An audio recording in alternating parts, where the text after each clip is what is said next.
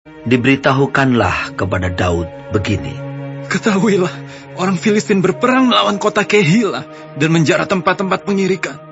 Lalu bertanyalah Daud kepada Tuhan, apakah aku akan pergi mengalahkan orang Filistin itu? Jawab Tuhan kepada Daud, Pergilah, kalahkanlah orang Filistin itu, dan selamatkanlah Kehila. Tetapi orang-orang Daud berkata kepadanya, Ingatlah, sedangkan di sini, di Yehuda, kita sudah dalam ketakutan. Apalagi kalau kita pergi ke Kehila, melawan barisan perang orang Filistin. Lalu bertanya pulalah Daud kepada Tuhan. Maka Tuhan menjawab dia, firman-Nya, Bersiaplah, pergilah ke Kehila, sebab aku akan menyerahkan orang Filistin itu ke dalam tanganmu. Kemudian pergilah Daud dengan orang-orangnya ke Kehila. Ia berperang melawan orang Filistin itu. Dihalaunya ternak mereka dan ditimbulkannya kekalahan besar di antara mereka. Demikianlah Daud menyelamatkan penduduk Kehila. Ketika Abiatar bin Ahimelech melarikan diri kepada Daud ke Kehila, ia turun dengan membawa efod di tangannya. Kepada Saul diberitahukan bahwa Daud telah masuk Kehila. Lalu berkatalah Saul, Allah telah menyerahkan dia ke dalam tanganku. Sebab dengan masuk ke dalam kota yang berpintu dan berpalang, ia telah mengurung dirinya. Maka Saul memanggil seluruh rakyat pergi berperang ke Kehila dan mengepung Daud dengan orang-orangnya. Ketika diketahui Daud bahwa Saul berniat jahat terhadap dia, berkatalah ia kepada Imam Abiatar, Bawalah efod itu kemari.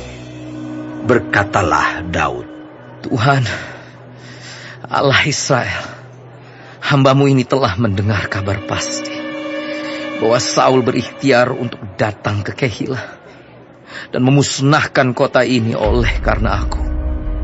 Akan diserahkan oleh warga-warga kota Kehila itukah aku ke dalam tangannya? Akan datangkah Saul seperti yang telah didengar oleh hamba-Mu ini? Tuhan, Allah Israel, beritahukanlah kiranya kepada hamba-Mu ini. jawab Tuhan. Ia akan datang. Kemudian bertanyalah Daud, Akan diserahkan oleh warga-warga kota Kehila itukah aku dengan orang-orangku ke dalam tangan Saul? firman Tuhan. Akan mereka serahkan.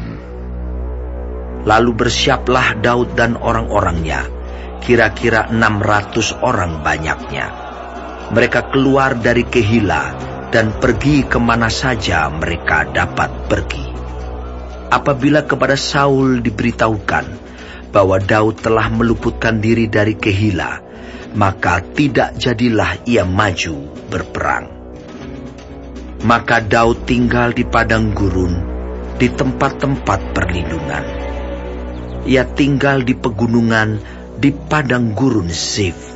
Dan selama waktu itu Saul mencari dia, tetapi Allah tidak menyerahkan dia ke dalam tangannya. Daud takut karena Saul telah keluar dengan maksud mencabut nyawanya. Ketika Daud ada di padang gurun Zif di Koresa, maka bersiaplah Yonatan anak Saul, lalu pergi kepada Daud di Koresa. Ia menguatkan kepercayaan Daud kepada Allah dan berkata kepadanya, Janganlah takut, sebab tangan ayahku Saul tidak akan menangkap engkau. Engkau akan menjadi raja atas Israel, dan aku akan menjadi orang kedua di bawahmu. Juga ayahku Saul telah mengetahui yang demikian itu. Kemudian kedua orang itu mengikat perjanjian di hadapan Tuhan. Dan Daud tinggal di Koresa, tetapi Yonatan pulang ke rumahnya. Tetapi beberapa orang Zif pergi menghadap Saul di Gibea dan berkata, Daud menyembunyikan diri dekat kami, di kubu-kubu gunung dekat Koresa, di bukit Hakila, di sebelah selatan padang belantara. Oleh sebab itu, jika tuanku raja berkenan datang, silakanlah datang. Tanggungan kamilah untuk menyerahkan dia ke dalam tangan raja. Berkatalah Saul, diberkatilah kiranya kamu oleh Tuhan, karena kamu menunjukkan sayangmu kepadaku. Baiklah, pergi, carilah kepastian lagi. Berusahalah mengetahui di mana ia berada dan siapa yang telah melihat dia di sana. Sebab telah dikatakan orang kepadaku bahwa ia sangat cerdik. Berusahalah mengetahui segala tempat persembunyiannya. Kemudian datanglah kembali kepadaku dengan kabar yang pasti, dan aku akan pergi bersama-sama dengan kamu.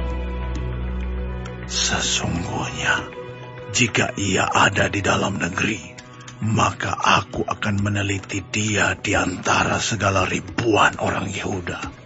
Lalu berkemaslah mereka pergi ke Zif, mendahului Saul. Daud dan orang-orangnya ada di padang gurun Maon, di dataran di sebelah selatan padang belantara.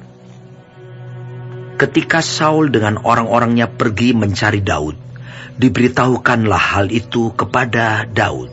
Lalu pergilah ia ke gunung batu dan tinggal di padang gurun Maon.